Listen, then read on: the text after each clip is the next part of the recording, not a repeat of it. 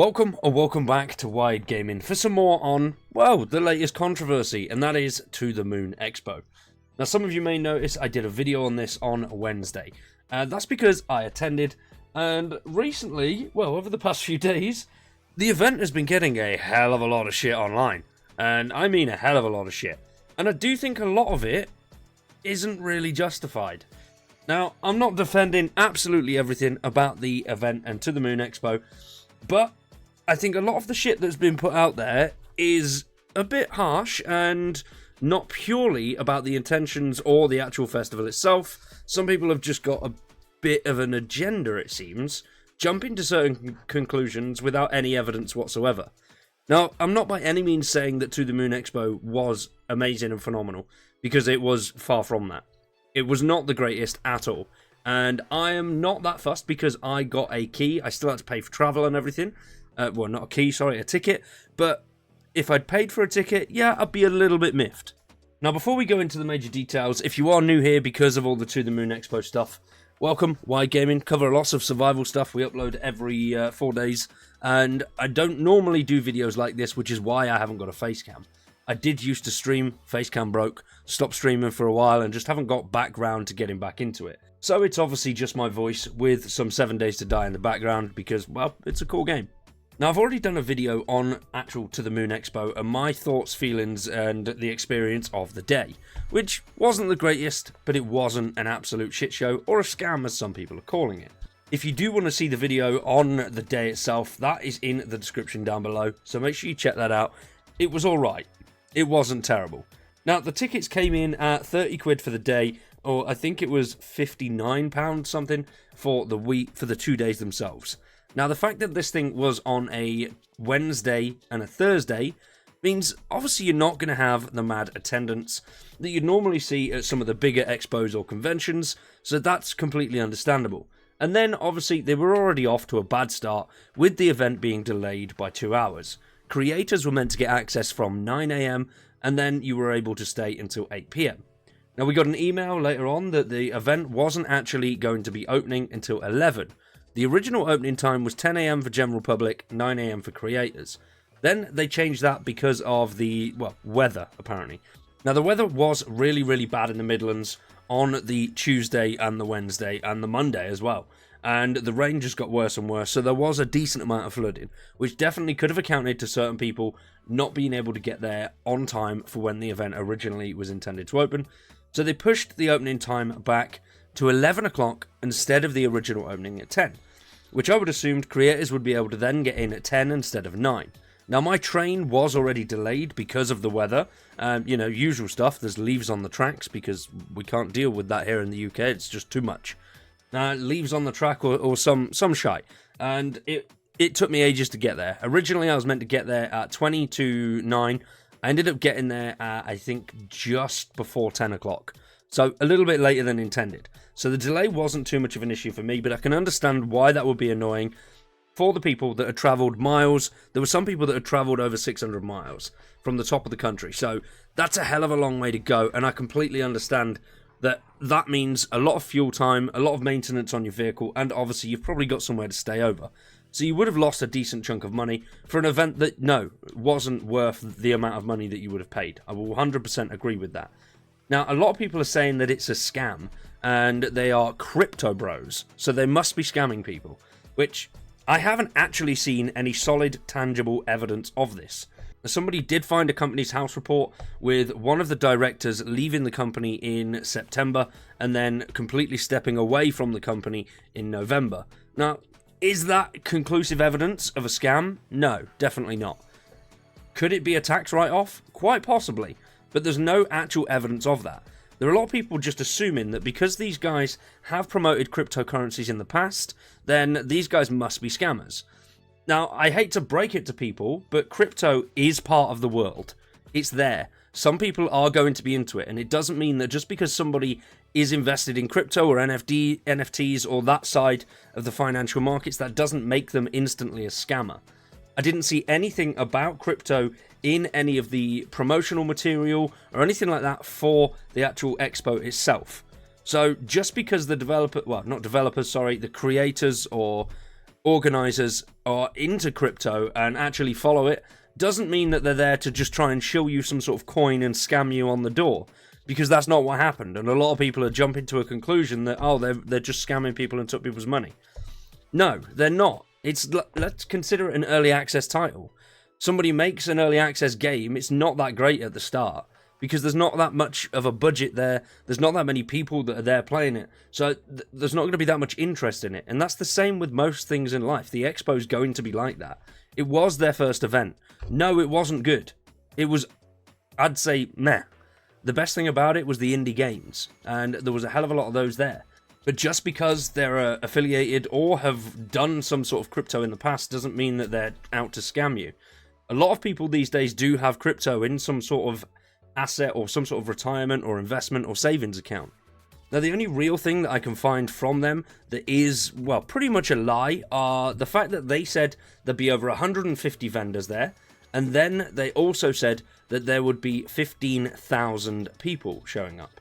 Now, I don't know where they got the 15,000 number from, because there definitely wasn't 15,000. I'd say at most there was probably 300 on the first day. But as you can see on their site, it says there, we're not just building an event, we're building a movement with a capacity of 15,000 and space for over 150 exhibitors. Now, yes, you can say the wording there is misleading, but they didn't specifically say that we will have 15,000 people and we will have 150 exhibitors. You do have to, you're marketing yourself here.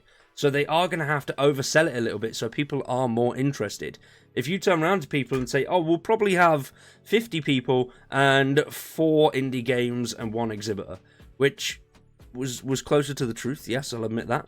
But that doesn't mean that they were scamming people. Now, as you can see, the To The Moon Expo, this was meant to be a sort of starship, and then there was going to be loads and loads of cool stuff. The entrance was here, the Indie City was there, and a lot of this stuff was here. Well, I say a lot of it. All of this was here. But what they did do is, if you've ever been to the NEC in Birmingham, it is an absolutely massive exhibition centre. Now, they hired hall number 1, which is one of the biggest halls at the NEC, which would have cost a hell of a lot of money. So, a bit, I think, for a first, whether that is ambitious or they were just trying to spend as much as possible for a tax write-off, which still is a possibility, but there is no actual evidence of that. And some people are treating it like that is fact. But overall, I think the space that they had was way too big, and it made things look a lot worse than what they were. If they did have a smaller venue, a smaller arena, they would have been able to fill it out a little bit better and actually do something with the space. The inside of this was meant to be inside a spaceship, but they just had the massive warehouse. If you've seen my video, all the open lighting on and out there, which was, it didn't look good. Inside did not look good at all. It could have done with a lot more attention and care. As well as that, a lot of the vendors were still setting up as people were coming in at 11:30. We all started getting in at 11:30. I was one of the, I was in the first 50 people there in the queue, and we got in at 11:30, and there was still people setting up. There was also no direction telling people what was going on. There was nothing about what sort of events were going on in certain stages. All of that was on their social media, so yes, there is that. But they could have actually had something up on the wall somewhere saying what's going to be on and what's going to be on at this time. Because it just looked bare, it looked depressing, and it didn't look good. Now, the amount of indie games that were there was brilliant. The amount of merchants that were there, that was one. There was one dude selling art in a corner. The creator zone as well, which that was just, 2 guys from the Twitch team that were just handing out bits and bobs, and a couple of tables and chairs. So it was pretty shit. A lot of it just felt half-arsed, not done properly. It didn't see any actual To The Moon Expo staff anywhere. You would have thought you would have had some guys there with shirts on, chatting with people, engaging, having a little bit of banter, and just saying, this is happening here, this is going, sorry for the delay, we weren't as prepared as we'd hoped to be, just apologising to people. But still, there's been nothing on socials. So I think better engagement with the people that paid money to be there would have been better. And obviously more organisation and having things ready for the actual opening time would have been miles better. That would have just made the experience a little bit better from the start. And I think you would have had more people willing to go, okay, cool, I'll give it a bit more of a chance, rather than walking in and going, well, this is a bit depressing and shit, isn't it? Which, once you've got that mindset at the start, you're going to you're going to be hard to break out of it. And I did wander around for a few hours. I think I spent 5 hours there. And I was meant to be going back for day 2.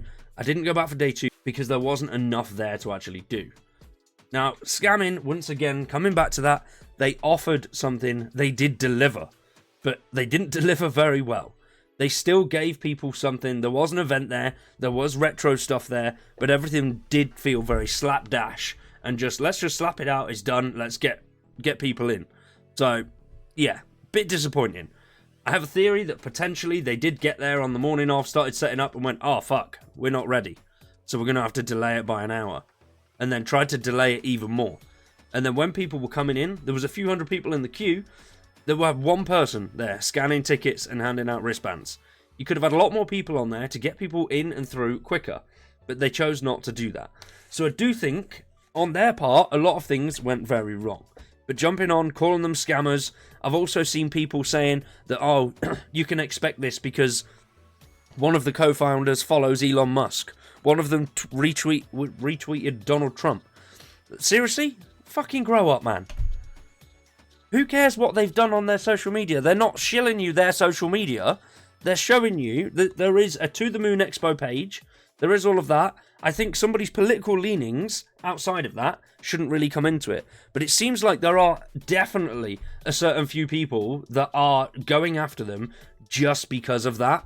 And they were like, oh, this will be a shit event anyway because of these people that are hosting it. So I'm going to go in there.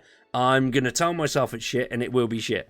I think trying out all the indie games, I had loads of fun playing all the indie games. That was brilliant. Playing Ready or Not, God Save Birmingham. There was loads of cool little bits there that you could do. Now the panels, pretty shit, weren't the greatest at all. It was just usual stuff of use ChatGPT to do this to do that. Make sure you push out as much as you can on social media. Join all these groups, follow for follow. That, yeah, the advice given by the people on the panel was absolute dog shite.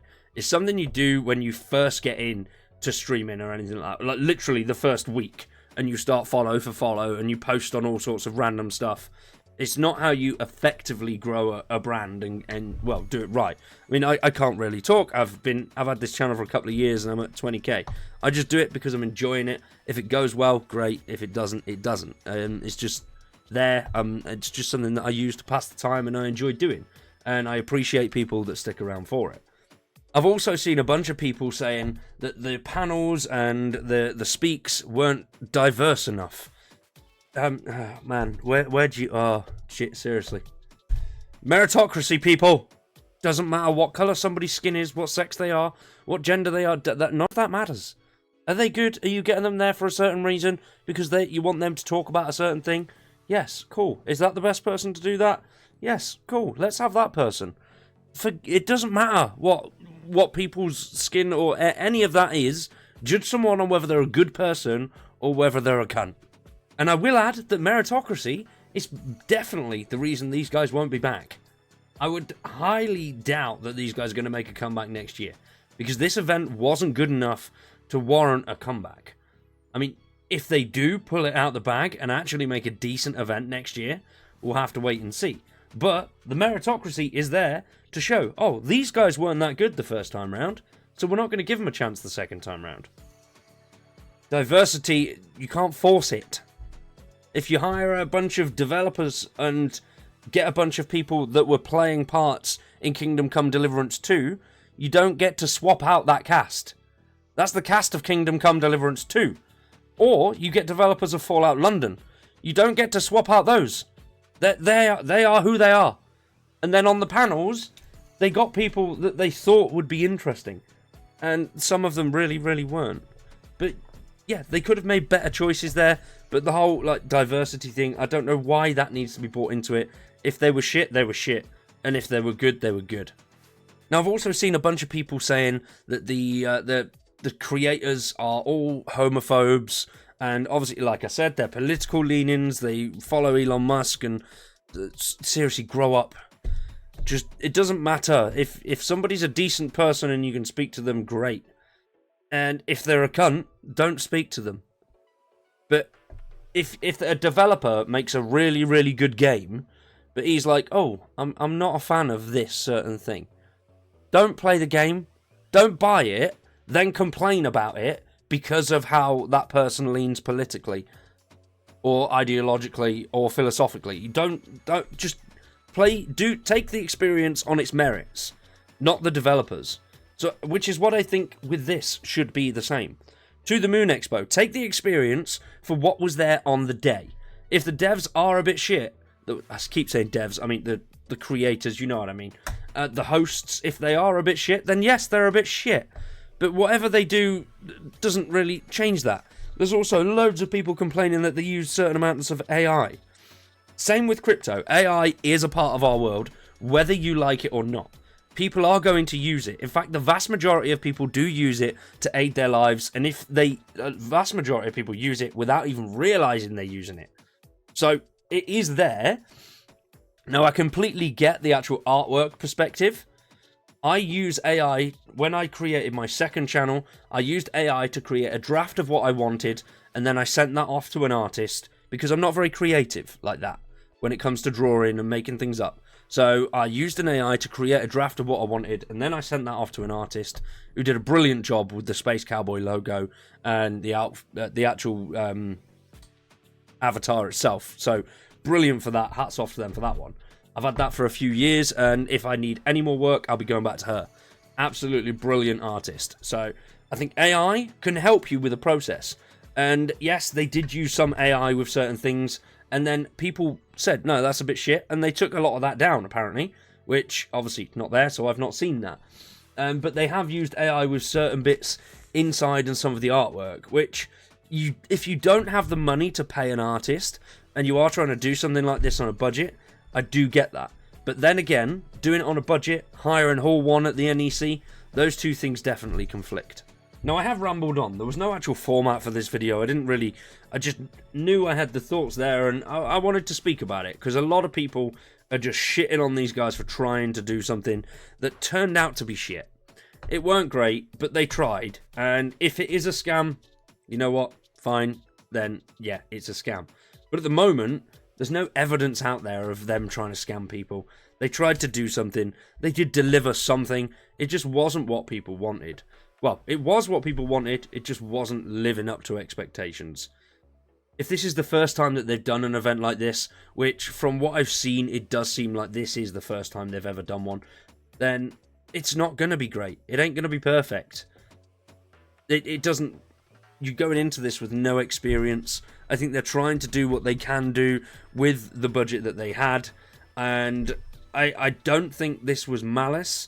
I think this was more, not stupidity, but they overpromised a lot, and then it got too far into it, and they couldn't cancel. So they did what they could, and that is what I think has happened, personally. I think they just tried as much as they could to get the event going and get it out there and trying to get people on board. But unfortunately, it didn't happen the way that we wanted. They did have some big names there. They had the Cybertruck there, they had Ready or Not, a decent amount of universities and charities were there.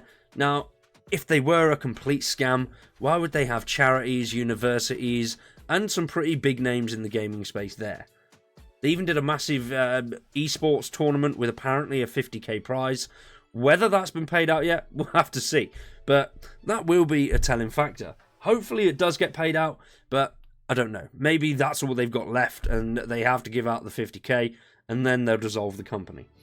I do hope that they put out some form of statement, because they haven't actually said anything yet, which, yes, is not good at all. I don't see why they've gone radio silent. They should be putting stuff out there, apologising to people that bought tickets, saying, look, we're sorry, we might do it next year. I mean, I doubt now with everything that it's got, which is a shame, because I think next year, with a bit more improvement and having the knowledge that they've had from this one, they could make a better event. That's genuinely what I think. That's if they weren't trying to scam people and they're not just going to run off with whatever money they made. But over the coming days, I suppose we'll see what happens. For today, though, I am going to wrap that one up there. I know it's been a little bit of a different video, and I've rambled on enough. But my main take from this, people, is just enjoy things for what they are, okay? I don't understand this whole, this person follows this person, so I can't like anything they've done. Take things for their merits, take things for what they are. stop bringing politics into everything. You can be friends with people you completely disagree with on a lot of aspects. Just give people a chance and stop being so damn negative all the time. Jesus. Ladies and gentlemen, I've been Wired. You've been awesome. Thanks for watching, and we'll see you in the fucking next one.